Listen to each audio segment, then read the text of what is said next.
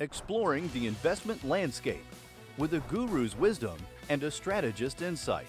Good Life Companies presents The Market Enthusiast with Noah Brooks and Chris Needs. Welcome back, everybody, to a new edition of the Market Enthusiast podcast. I'm Noah Brooks, and with me, Chris Needs. Hello. Welcome, everybody.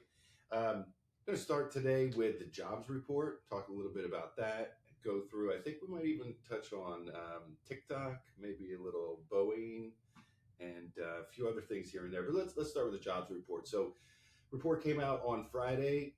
Guess what? The economy is still creating jobs. 275,000 jobs.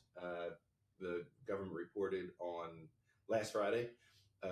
We saw gains in healthcare, in government, food services, transportation, warehousing. All in all, a pretty good report. What do you think? Yeah, another strong jobs report, certainly. So the unemployment rate did tick up to 3.9, but when you look at it, we're at 25 months straight below 4% unemployment, which is a very historical streak. You have to go back to the 1960s, and then prior to that, I think early 1950s to get a streak of either jobs or unemployment rate being that low. So if I remember correctly, the lowest rate was it like 64 or 67, under 3? I mean, I know that was a very, very strong time because, the market started overheating, and then the Fed kind of cut a tad early. I think it was late 66 or 67 because there was a little market weakness. And then that led to 67 and 68 being super strong. Yeah. So. But nonetheless, I mean, under 4%. When I started in the late 90s, the rule of thumb was that if unemployment was under 5%, it was inflationary, right? Because of wage gains. And obviously, we went through a significant bout of inflation, and we had massive wage gains. But I don't think it was because of the traditional forces at work. Obviously, we've touched on that a lot here. Healthcare was the biggest gainer with almost 70,000 jobs being reported last week. And I mean, when you look around, so kind of off subject, was out at a concert last night. My aunt and uncle got us tickets to a blues guitarist, Kenny Wayne Shepherd. And I'm sitting there. This is a small theater here in the area. And I'm sitting there and I'm looking around, and I figured I was the youngest person in the entire place. And it was like a prescription drug. It was like a wholesale warehouse of prescription drug users. I mean, not the crazy stuff, like the normal stuff, the things you see advertised on television. It was busy. Everybody was older than me, which was a little bit weird. But I kept thinking to myself, like, these are the people that are either right at retirement or into retirement and probably need the most health care. A little bit off subject, but you see healthcare jobs being added, and I don't think that's going to go away in the short term. No, definitely not. Definitely not. So CPI came out. Headline was a little bit high, 3.2. Can you break it down for us a little bit? So a little bit of the traditional things that we've been finding to be sticky lately. So between gas and I guess the home rent equivalent, the shelter component of CPI, which is obviously huge. We've talked about that. Was it 35% of CPI headline? Those two pieces, gas and shelter, accounted for 60% of the rise. Oh. So the normal suspects, we'll say, are keeping inflation sticky. If you look at the last couple months, it seems like our floor may now be sort of 3% maybe. And we talked about that before everything, where, CPI should come back down, fairly quickly. But we talked about after supply issues fade, there very likely could be a little bit higher floor than we're used to.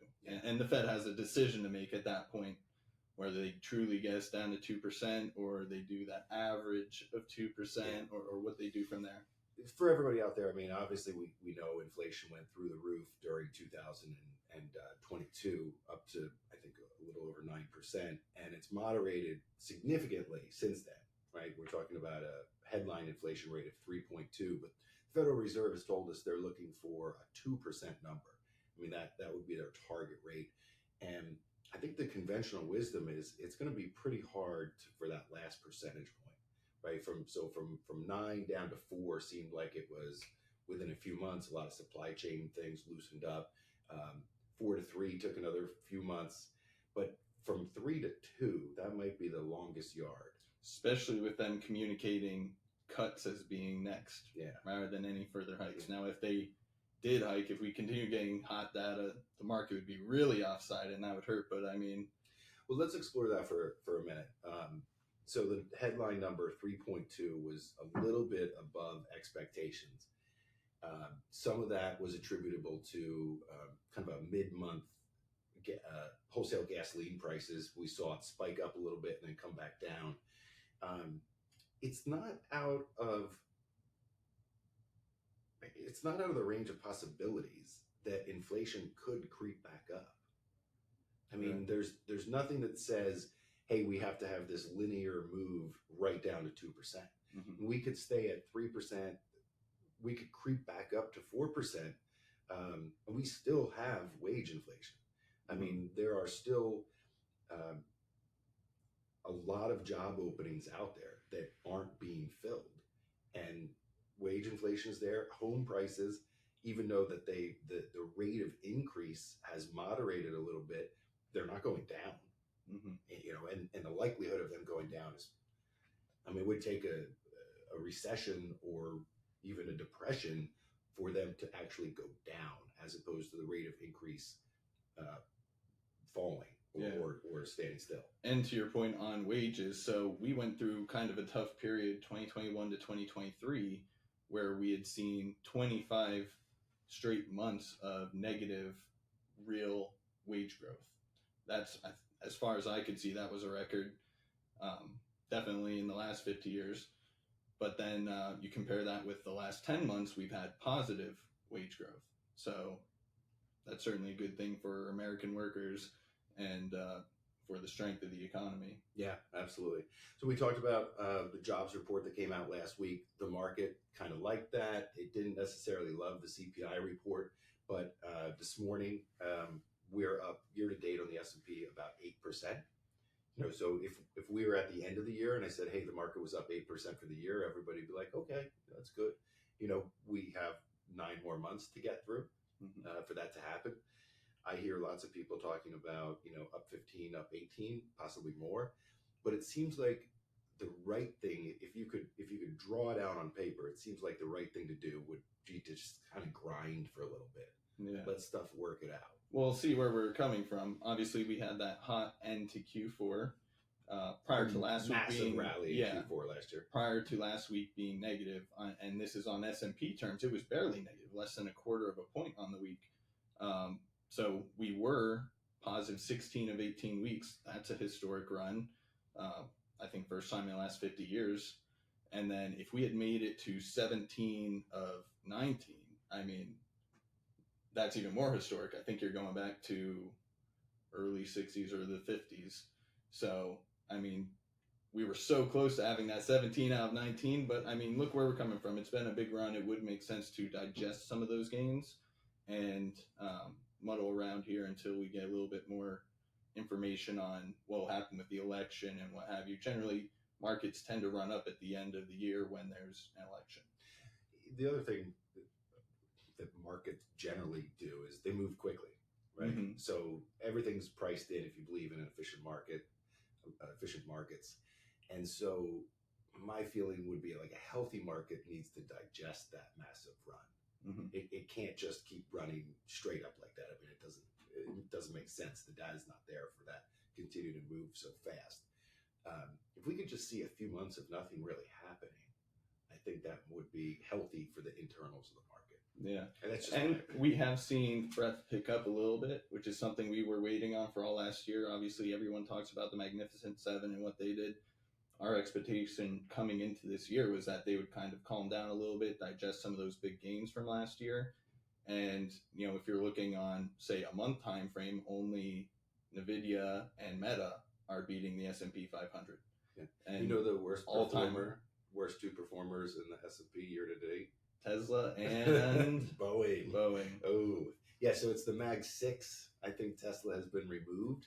Apple's been in the struggle bus too. Yeah. I mean, the strength on year to date, I think you still have Microsoft and Amazon in there with Meta and Nvidia outperforming. But all in all, we've seen breadth, spread out a little bit, which is a good thing for sustaining that rally. And then we have equal weight S&P 500 all-time highs. So talking about that breadth spreading out, that's good for the market. Yeah, not just those 7 or now 6 stocks with Tesla. Yeah. You mentioned Apple, the struggle bus. I like that. A lot of that has to do with China, right? And them kind of getting their fingers slapped or their knuckles slapped a little bit and being told to essentially that they can't sell exactly what they want to sell over there. Yeah. And so, we see China in the news this week with TikTok. Mm-hmm. Right now, I'm not a TikToker. People send me, nor am I. Yeah, people send me stuff that is a link to TikTok. I'm more of an X guy myself. But I mean, this is kind of interesting. You have the scenario where you have one of the world's leading social media company that is on the precipice of being banned, the ownership being banned. So TikTok is the company, and it's owned in its entirety by ByteDance, if I'm not mistaken, mm-hmm. which is a solely owned Chinese company. And so the guys that you see down at the Senate hearing floor, the CEO of TikTok, he is the face that they want to portray as the CEO of TikTok, but really it's ByteDance, which has very, very close connections with the Chinese government. And so we're at this position where, I mean, we're giving our data to China, and not me, of course, but tons and tons of people, millions and millions of people are giving their data to China. I don't give it my data. I pay my data. I have this ring on here that tracks everything I do, so I don't need TikTok for that. But so from a national defense standpoint, I mean, I don't know. I personally don't know that it's critical, but the people down in Washington think it's critical enough to possibly ban it or to make the forced ownership change. Yeah, the divestiture or ban is sort of what they're facing right now if the Senate goes through and signs it. I think Biden said he'd already sign off on it, so you have 2 out of 3 there, depending on what the Senate does. And I think the main things there are, A, they control the algorithm. They have different algorithms that they send out to different areas. Like our algorithm's different than theirs. And that in China. In China, and they could do some nefarious stuff there, I guess. But then additionally, it just comes down to, do we want the servers and the data there or here? And I guess that's where they want them to spin off and divest and to sort of bring those. They might already have, they do work with Oracle, so I don't know if they already have our databases here, but again, the algorithm's controlled by China. Yeah. It seems like data is a commodity, mm-hmm. right? A tradable commodity. And I don't mean necessarily that it's been commoditized, but that it's valuable to mm-hmm. some degree.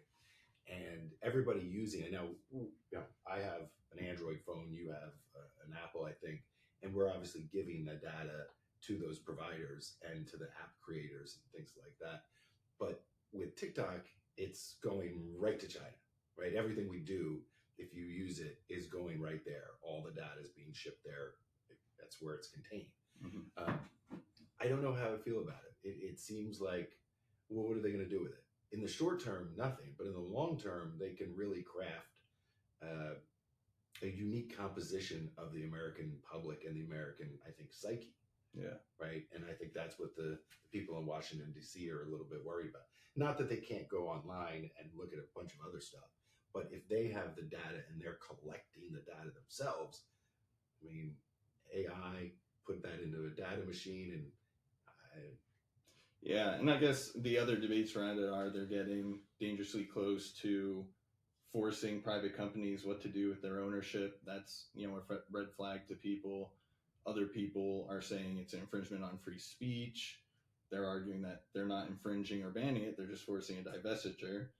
And then I guess last one would be is maybe vague or loose wording where this could be applied to other companies that aren't necessarily even owned by a foreign interest, just an interest that they don't want. So Hmm. I don't know if you know, this guy Elon Musk has become pretty controversial, and he owns a social media platform. And maybe some people decide they don't like Elon Musk anymore, and then they ban X or former Twitter. Well, to your point, hypothetically, you find out that Elon is actually a Chinese spy and he owns Twitter or X, excuse me. Does that mean that you can then force the sale? Right? That's your point? Essentially, yeah. For the Or record, they could accuse him of being. yeah. For the record, I don't think he's a Chinese spy, but you never know these days. You never know. It's a very tricky thing. I think the Senate is going to vote on it this week, and the next time we get back here, we'll probably have. Well, they'll either kick the can down the road, or the next time we get back here, we'll be talking about what happened with it. Mm-hmm. Something else in the news that's going on. I don't know if you've seen this Boeing whistleblower, right? So I've done a fair amount of flying this year, and I'm not necessarily tracking who I'm flying on, but I think I'm maybe a little bit more cognizant of what's going on since that door blew out of the 737 MAX, right? 900, 800. So we flew last week, and it was an Airbus. I was like, thank goodness. A320. Yeah, A320, nice. But so there's this whistleblower that came out in 2000, I think it was 2016. He had some significant concerns about the 787 line in Charleston. I think maybe that's where they're being put together. Yeah, that's where the court case was. Certainly, that's where the assembly plant. Obviously, Boeing is Everett, Washington. But what he was saying was that really they were taking inspectors off the line. And I had a quote here somewhere from him. He said, Boeing's culture is all about speed and production and getting airplanes out the door. Any issues, any concerns that you bring up are going to slow them down, end quote. And I mean, that's like all manufacturing, whether it's cars, whether it's widgets, it doesn't necessarily matter. But cars and airplanes, they're deadly. Yeah. Right. They certainly can be. And so the CEO, Dave Calhoun, he's been around since 2020. I don't know how much longer he has at Boeing if he can't really wrap this up. But going back to the whistleblower, it was very convenient. He happened to be in the midst of testifying. Yeah, in the midst of testifying this week, right? And he turned up dead to what was an apparent self-inflicted wound. It seems like the plot of like a Netflix TV show or something like that. No it's question. Just a lot of red flags there. I don't know. Don't want to be a conspiracy theorist. Yeah. I don't think we're being conspiracy theorists. I think when you have somebody who's in the middle of testifying in Senate hearings as a whistleblower and he turns up dead. If he was testifying against the mob, everybody would be in agreement that, oh, this is what happened to him. Yeah. Well, but Boeing's kind of the mob in a sense that they're a duopoly in the world, right? You have Boeing and you have Airbus. And there's obviously other manufacturers, but the majority of planes built and flying today, commercial planes, are one of those two companies. Yeah. So that's a little bit strange, but I think the CEO of Boeing may be short-lived. Like if there's another thing that comes out in the short term, I don't know. The news this week reported that on the day that the door popped out on the Alaska, there were supposed to be safety checks on that plane. I don't know specifically on that door, but on that plane. And now this is an Alaska Airlines problem, but they didn't happen. FAA is looking at the 737-900s apparently, and out of 91 safety checks, they failed 37 of them. Oh boy. Yeah. I'll be looking at what I'm flying on in the near future as well. Well, now. from a stock price standpoint, they are significantly lower than they were prior to COVID. They were somewhere in the 400 range. They were high flying pre-COVID. I think they got all the way down to 100 from 400 during the COVID meltdown in March. And then I think maybe 220 was the high in intermediate term high, and well under 200, and it doesn't seem great. Far removed from the days of, what was it, like 2013, 2014, 2015, where it was like Boeing and Apple, like the only thing financial media would report on because they were just huge. I mean, it was the biggest component in the Dow at the time. And yeah, well, I think there's a lot more people flying today than there was 2 or 3 years ago, which brings me to another point that I had here, which was um, today or yesterday marked the 4-year anniversary of the lockdown. So here in Pennsylvania, our last day working at the office was Friday the 13th, Friday the 13th, 2020. A little bit ominous there. yeah, So the next Monday morning, we were, working from home, which was pretty strange at that time period. So yeah, this is 4 years to today or yesterday. 4 years since that lockdown, and it was 2 weeks to slow the spread. You remember that? 2 weeks. 2 weeks. We don't need to go into all those details, but I will tell you, like I said earlier, last night I was at this blues show. It was mobbed. Mm-hmm. It was packed. We've talked about people, getting back to doing things. I don't know when it's going to stop, and which is great, right? I mean, I think everybody was, I don't want to say locked down, but they were doing a lot less than normal. If somebody goes out for dinner, 3 times a month, and they didn't do it for 2 years, how many times do they need to do it to get it out of their system? Mm-hmm. If you go to music events or live theater regularly, and that's your thing, and you don't do it for 2 or 3 years, how many times do you do it before you get it out of your system? I haven't gotten it out of my system. Yeah. I mean, Becomes habitual. Yeah, you want to go out, have a good time, have an entertainment, and think about how crazy it was. I mean, so as long as you didn't lose your job, which there was a lot, I think unemployment was at like 3.5%. Unemployment was at 3.5% prior to that, and it jumped up. I think the high might have been 14.7%. So if you were lucky enough not to lose your job, they had the $2 trillion CARES Act that they literally gave checks out, gave money out to everyone. And if you didn't lose your job, you were just stuck at home with your money piling up, forced to save it, something us Americans don't do very well. And, so what happened? You spend money on goods, and goods shot up in inflation when people couldn't be out and working, and everybody got new TVs, computers. Yeah. Well, I think at this point, we're 4 years into it. So last night, this is my reference point. I didn't see a single person wearing a mask. We flew last week. I didn't see a single person wearing a mask on the plane. Whereas a year ago, we were still seeing shows a year ago, and we were still flying a year ago.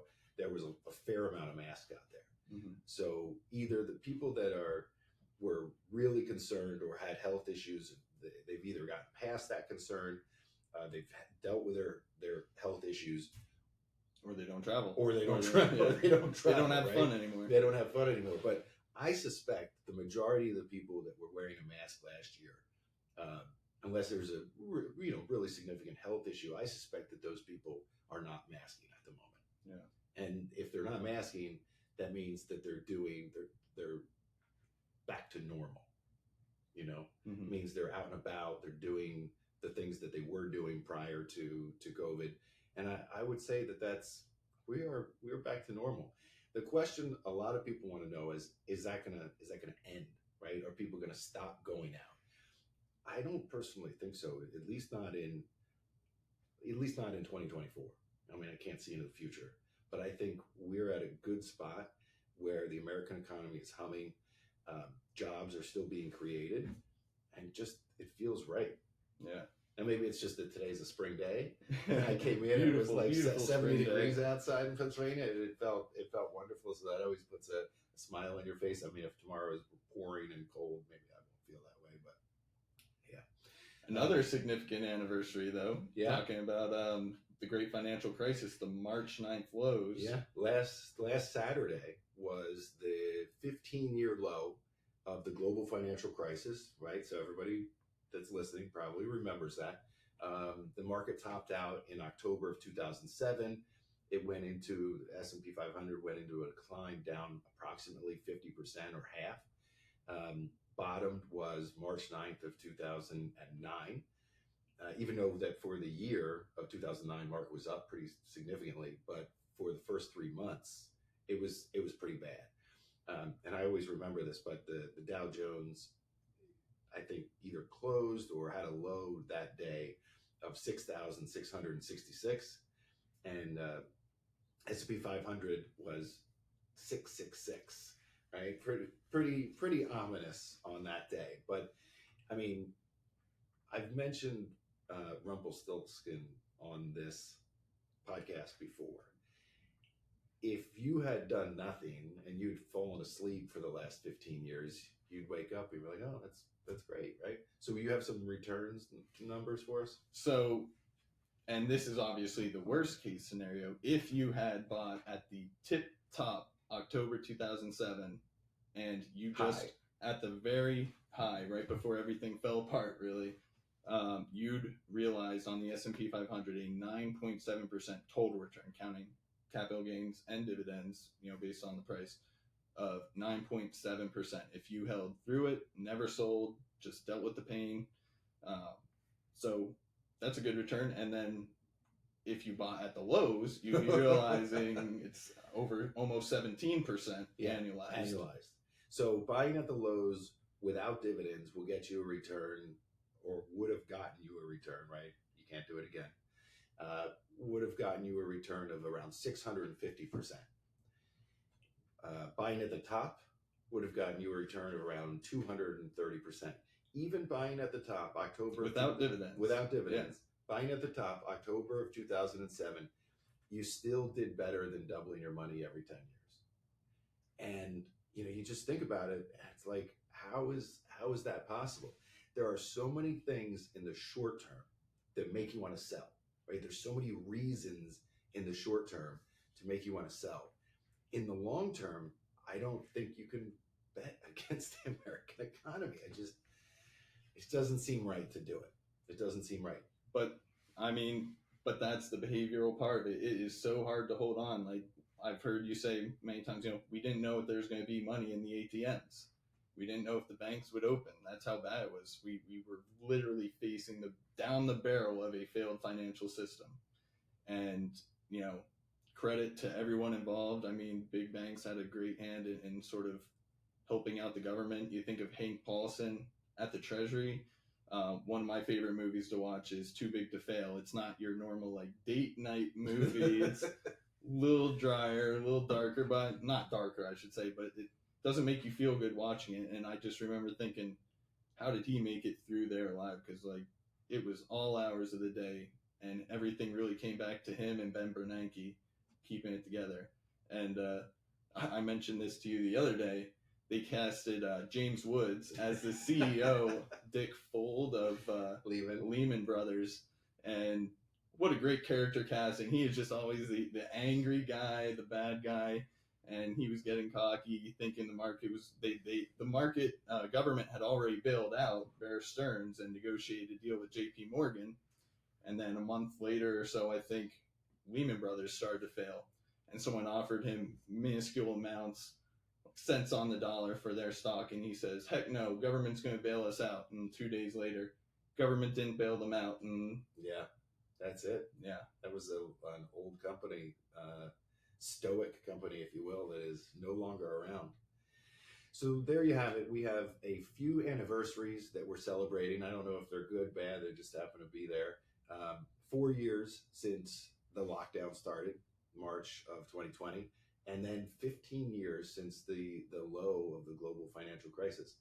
So I'm gonna wrap up with this here. I would tell you that in the short term, there's a laundry list of reasons to sell. Right? Every time you turn on the news, and today is like no other day, right? Or is like every other day. There's a lot of bad news out there. There's always a reason to sell.